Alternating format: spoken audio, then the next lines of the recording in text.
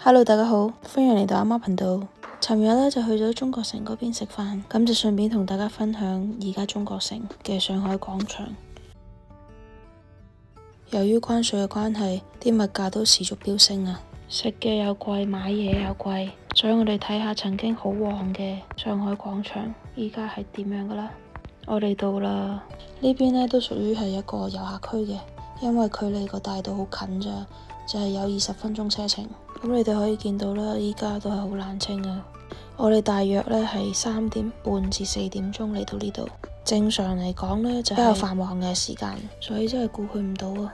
不過可能星期6日去會好啲吧。有好多食肆啊、食店啊，都係換完一批又一批啊。2樓仲有嘅，而家新開咗間呢，與你在一起就係呢間啦。佢就係食酸菜魚嘅，感覺有啲似網紅店。咁你可以見到啦，個流量都唔係好多噶咋，依家同以前真係差好遠啊。覺得有啲冷清嘅感覺啊呢度。下一個視頻呢，就同大家分享我哋喺呢個 Plaza 度食嘢要用幾多錢啦。我哋呢個視頻又去到呢度，我哋下期再見，拜拜。